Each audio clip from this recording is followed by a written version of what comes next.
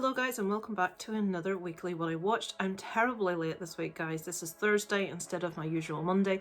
It's been a really manic week. If you're on my Facebook you'll know there've been all kind of like family health crisis going on at the moment, so it's just been a stressful busy time, but we're getting there with what I watched last week. Now before I start to waffle, just to let you know, I will be on a stream tonight on Mike's channel. Did you see that? 8 o'clock UK time, there's going to be some other awesome guests on there. Mike does have the little preview up there to show you who's on. I will share it as well tonight on my community tab, so if you want to come along and join us in the chat and have a bit of a waffle, come along, you're most welcome. So the first movie I watched last week is called Play Dead. Should I move over a bit so we can get our thing? So Play Dead. Some things are worse than death. Criminology student Chloe fakes her own death to break into a morgue in order to retrieve a piece of evidence that ties her younger brother to a crime gone wrong. So I'm not going to read any more.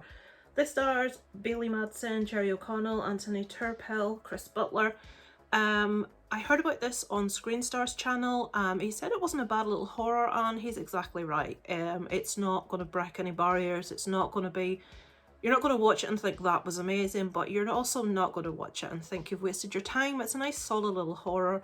We mainly follow this particular girl. There are a few other people, someone that works in the morgue, that's very central to the storyline. But yeah, I found it entertaining. I gave that one a 3 out of 5. So on the same evening, now this one I have wanted to watch forever, and finally this one is available to watch. This has got Anna Kendrick in, who I love. I love her vulnerability as an actress. I do feel she's very typecast in sort of like comedy roles, but she has a real talent that needs to be explored more, and this movie 100% does this. So it's called Alice Darling, and the tagline is, "Sometimes the hardest thing to see is the truth." A young woman trapped in an abusive relationship becomes an unwitting participant in an intervention staged by her two closest friends. So this follows Anna Kendrick's character who's in a relationship. We only see the relationship in flashback form really. She goes with her two childhood friends to a little cabin to have a breakaway. We see how she silently is trying to deal with this relationship, and how this bright, vivacious, friendly, outgoing young woman has been turned into a shadow of her former self. It's not going to be for everyone. It is just a drama. We follow an entire arc of this character, and I myself find it completely enthralling. Her performance is just stunning.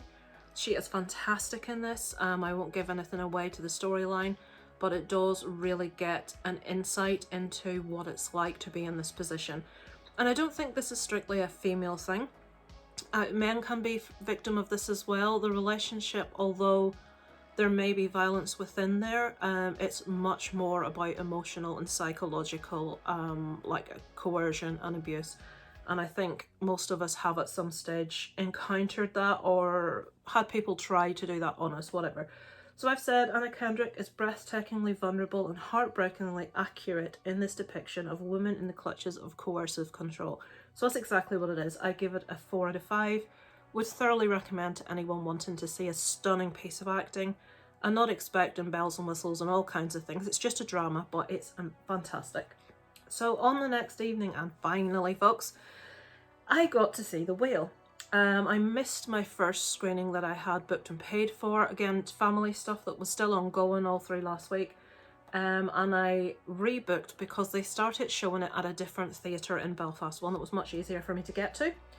So I think everybody's aware of who's in it. Brendan Fraser, and he plays, it says here, a reclusive English teacher suffering from severe obesity attempts to reconnect with his estranged teenage daughter. So Charlie, the English teacher, who does his classes from home over Zoom, Skype, whatever it is, he always has his screen off. He tells his students the screen's broken. He obviously doesn't want them to see how he looks. And this movie is all about him trying to reconnect with his daughter, played by Sadie Sink, who is fantastic, who basically, through decisions made by Charlie in his younger years, he's lost contact with his daughter, and he desperately wants to regain that contact. Her character is not a very likeable character at all, but she is very layered. She has reasons for the way she is, how she acts, the way she does. You will probably find yourself watching it and being quite, oh, you're a nasty piece of work. But Stick with it. We do kind of get to see where she's coming from, why she feels the way she does. Now, I have heard people say they think this was deplorably awful. I've heard people say they thought it was amazing. I am in the amazing camp. I love Brendan Fraser. I make no secret of the fact I feel he has so much acting potential that was never tapped into in his earlier career. Roles that he's done have been quite surface, have been quite flippant, have been quite action hero-y, have been comedy, but this really shows what he can do. And for me, as I've always said, the emotional connection to the character, and for me, Charlie just won me over very, very quickly. Very intelligent, beautiful man. Brendan Fraser has got something in his eyes that he can convey everything and say nothing, and that vulnerability and that beautiful soul that he is really shone through in this movie. I found it really touching. I didn't weep buckets as I thought I would. A lot of people said it's very sad. I was just riveted from start to finish. I loved that insight into a person suffering from, and it's an illness, this is an illness. People will often talk about alcoholism and drug addiction as illnesses, but they don't realise that that illness does also apply to overeating, and you can't avoid overeating. You can't go cold turkey, you can't stop taking it, you must eat. And it's one of the hardest things to overcome. And this, I don't feel this is, a lot of people have said it's a very negative portrayal of obesity and people with this issue, and I don't feel it is that way at all. This is one man's story, and that just seems to be one little aspect of it. And finding out how he got where he is, and what's happened in his life to put him where he is, it's just that man's story. It's not a reflection on the illness or his weight at all, as far as I'm concerned. So, absolutely loved it. I gave that one a 4.5 out of 5. Would thoroughly recommend. So on that same evening, such a good mood was I in after watching The Whale. So happy was I with the state of film these days. I decided to rewatch Skinamarink. I thought, okay, have I missed something? Have I been in the wrong mood? Have I watched it in the wrong setting? Although, granted, first time I watched this was in the dark in bed, so I should really, I should have got sort of like tension. I do have friends that love this, that find this really tense, that find it quite scary in places, and I long to feel that way about this movie. It obviously works for some people. Now, something that a channel I've recently become aware of, Norenrad, who is going to be on the stream tonight with Mike and myself on Did You See That? He did mention, he felt very similarly to me about this. He wasn't a big fan, but he did mention one positive, which I will echo, I will agree with, and it wasn't something that I'd thought of until I watched it through a second time. There is quite an eerie, I don't want to use the word soundtrack or score because it's not really music, but there is noises in the background of this that go for most of the time, and he described it as potentially like a vinyl, like a record spinning without the needle on, like quite disconcerting noise. And yes, there is, and I will agree with that, but I found nothing about this movie interesting, scary. It was just as silly the second time round. I wasn't frightened by it. I didn't get a feeling of dread. I think I wrote second watch, it's still crap, and it is. I just don't like it. It's not for me. So Skinamarink, 1 out of 5.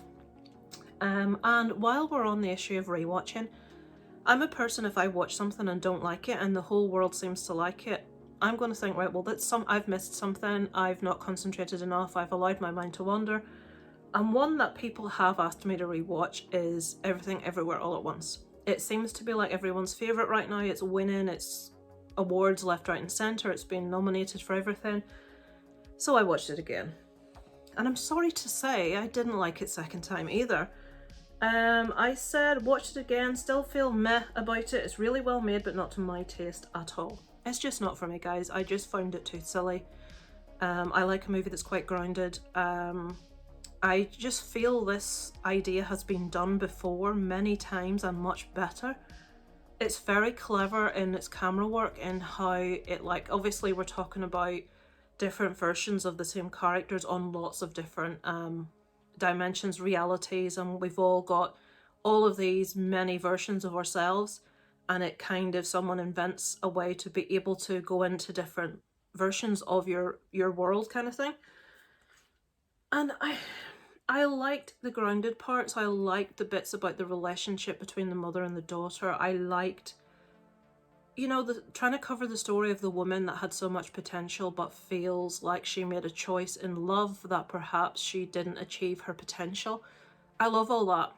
But when you get into the sausage fingers and or hot dogs, whatever you want to call them, and just like silliness, and half of me at the bit where there's a bit where the actor is like beating someone up with a bag, with a bum bag, fanny pack, I think you call them in America, which fanny means something entirely different in the UK.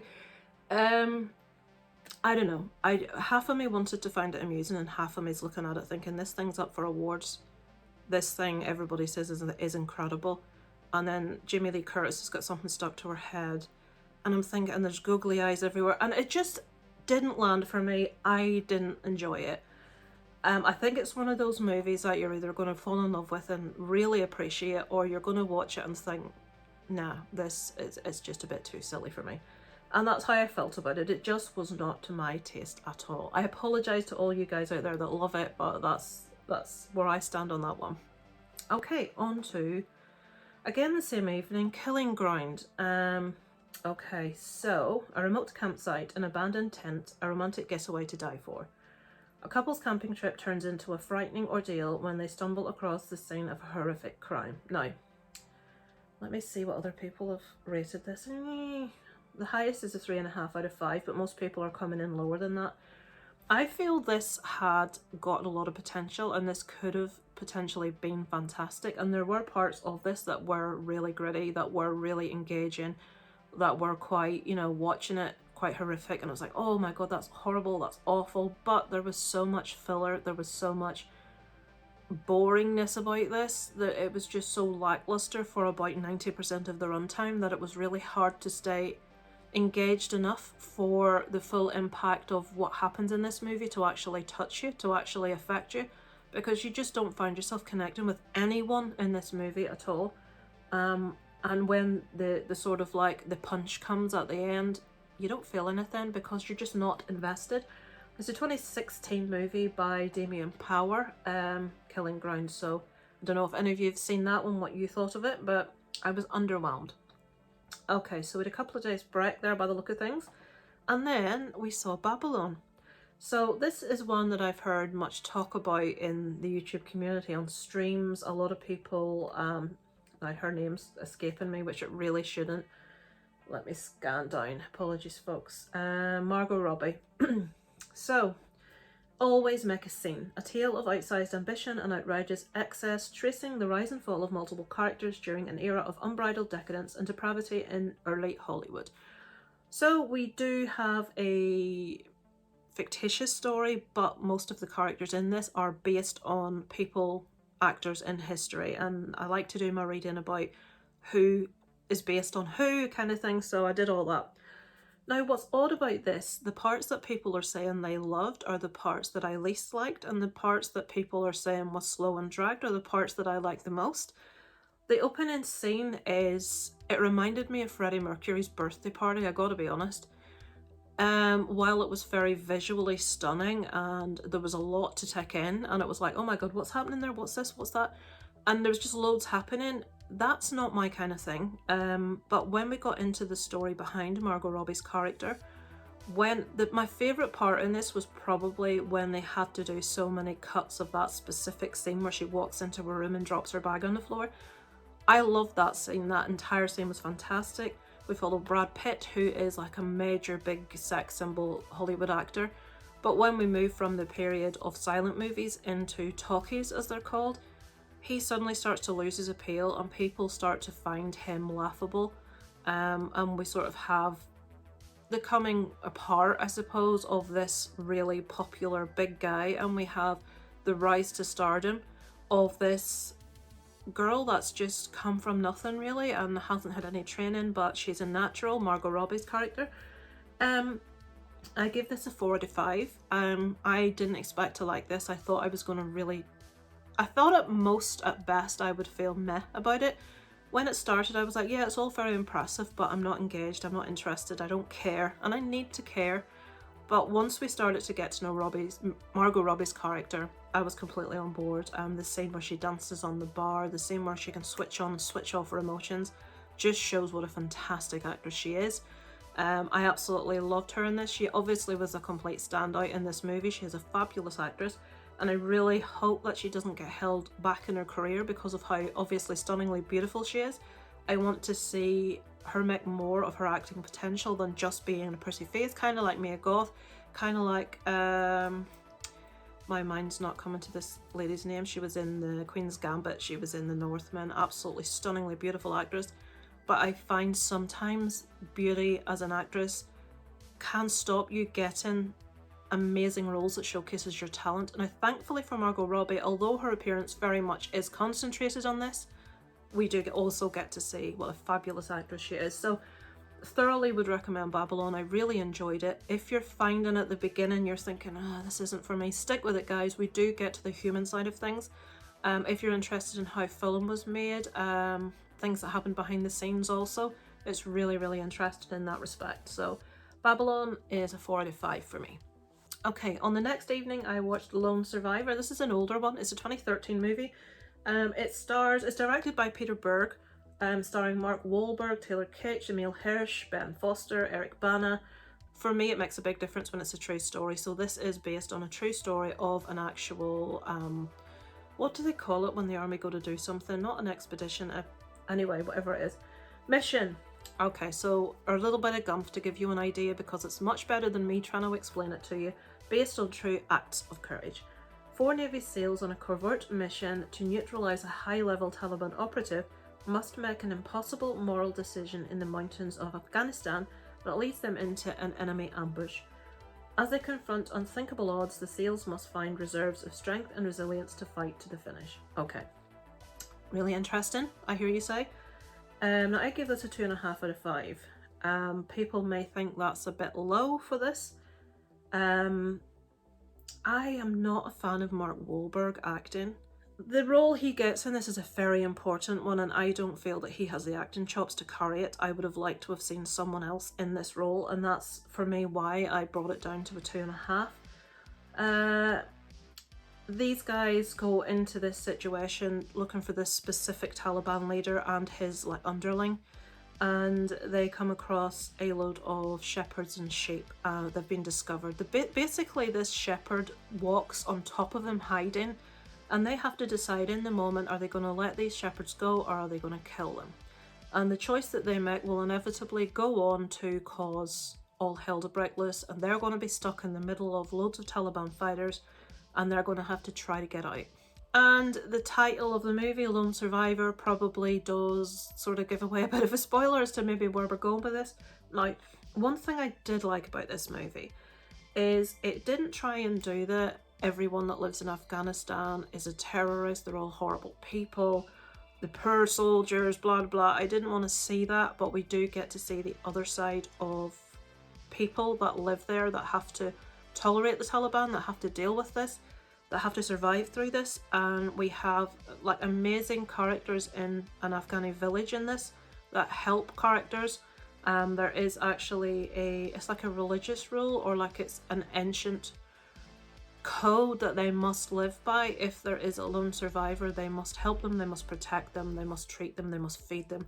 And this is an actual real moral code that they have. And I absolutely loved all of that. I thought it was fantastic. That part of the movie was my favourite. Probably the last half hour of this movie I really, really enjoyed. I will say the combat scenes are fantastic. It's all like gun shooting. There are some really nasty falls in this, because they find themselves on sort of like a cliff, like really stony cliff, quite a big drop. And there are a lot of really, really nasty falls in this. And I know Mark Wahlberg's stunt double was hospitalised with one of the falls he had. There's another scene where there's an explosion that the director deliberately had go off a second early so as to surprise the actors. And Mark Wahlberg stormed off set. He was so furious because stuff hit him in the face. I don't think he was badly injured, but he was really shocked by it. And the director had to stand outside his trailer for an hour to convince him to come out to finish the scene. So we get to see that in the movie as well. I'm kind of I was reading trivia and I'm trying to get into where's the bit, and then I saw the bit. Yeah, I would maybe 2.5 is me scoring it down. It was a good movie. It was an engaging movie. The last half hour was my favourite. I just don't think Mark Wahlberg has got the acting chops to carry this off. Personally, that's just my feeling on it. I don't think he's a terrible actor, but I think he should probably stick to very simplistic, action that's not really, where great acting's not really required, or comedy. But if you're representing a real soldier that went through this real trauma, I want to see a fantastic actor cast to do that properly. But maybe that's a personal thing, I'm not sure. And lastly, this is a movie I watched many years ago when I was really young. Nicolas Cage in Red Rock West. It's a 1993 movie directed by John Dahl. So, where nothing is as it seems. When a promised job for Texan Michael fails to materialise in Wyoming, Mike is mistaken for Wayne to be the hitman he hired to kill his unfaithful wife Suzanne. Mike takes full advantage of the situation, collects the money and runs. During the getaway, things go wrong and soon get worse when he runs into the real hitman, Lyle. So, Nicolas Cage is drifting through a town. He's going to this town to work. He's got a dodgy knee. The guy, when he's about to start work, asks him about injuries, and he is honest about his knee, and the guy says, right, you're not working on my site, off you go.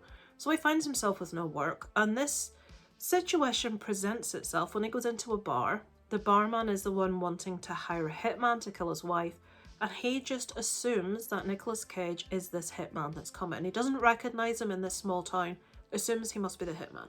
So Skint takes full advantage, gets some money up front, and then we just follow him trying to get away. What happens when he runs into the hitman, played by Dennis Hopper. Lara Flynn Boyle's in this also as the unfaithful wife. Right, I remember this movie because the opening scene, I'm going to be blatantly honest, guys, I'm going to be blatantly sexistly honest. I love Nicolas Cage. The beginning 5 or 10 minutes of this has got Nicolas Cage wandering about the highway in tight jeans and no shirt.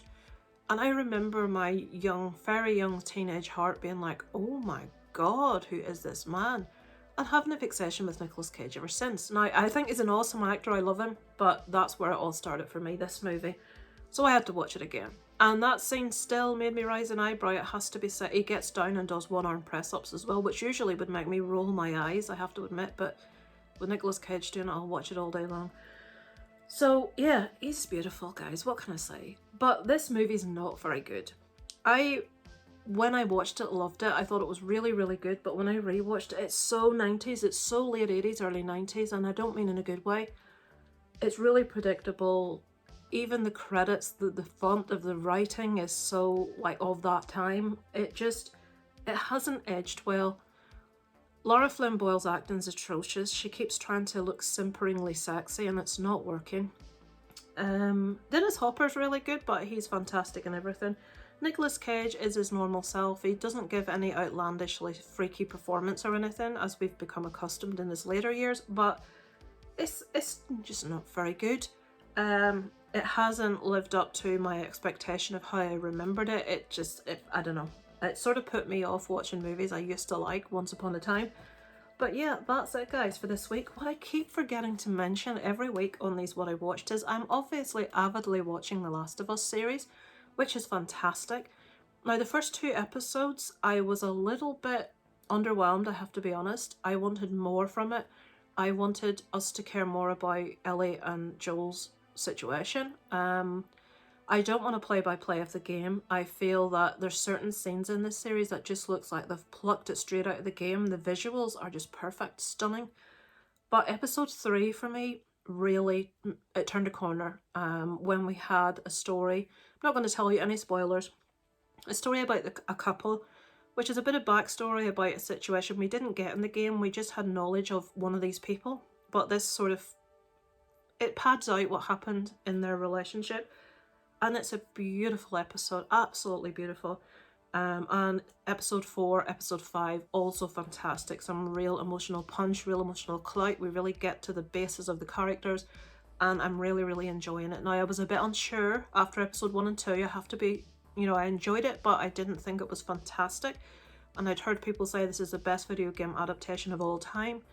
And I was thinking, what am I missing? Then episode 3 hit, then it all changed for me, so I'm loving it. Other than that, I don't think I'm watching like really ridiculous, easy to watch things. Like there's a new thing on Netflix called Physical 100. It's Korean and it's like 100 really, really strong, fit individuals, both men and women, that have to compete against one another in challenges. And it's just really, I love stuff like that, just really easy to watch. Like Korean and Japanese game shows, I just love, and it's no exception. They release 2 episodes every week, I think. And actually, now that I remember, I think they released 2 yesterday, so there'll be 2 new ones for me to watch. It's called Physical 100 if you like that kind of thing. So yeah, that's what we've watched this week, folks. As I say, I'll be on the stream tonight on Did You See That with Mike and some other awesome individuals. And also to remind you that this Sunday is the Rubber Duckies results of everyone's votes. We get to see who won in all the categories: best superhero movie, best leading performance in a movie, in a TV show, so everything, loads of categories. And each individual category will be presented by a YouTuber that you will know and recognise. I'm doing one. I am presenting the nominations and winner for best leading performance in a television show. But there's loads of YouTubers that you'll recognise if you tune in on the night.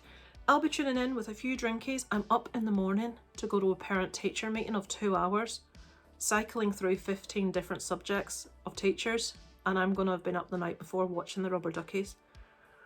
Let's hope I don't go into the school stinking of booze the next day. I rarely drink, folks, but if I'm watching a live stream that's running really late and we're all having a bit of crack, I will. A bit of crack. A bit of crack in Ireland means fun. It doesn't mean cocaine. I have to like think of these things. So yeah, Rubber Duckies, guys, on Sunday night. And tonight on Mike's channel, Did You See That? At 8 o'clock UK time. So thanks for watching, guys. It's a bit of a longer one than usual. I do apologise. But I shall be back next week with another What I Watched. Overnight from Lisa Lives.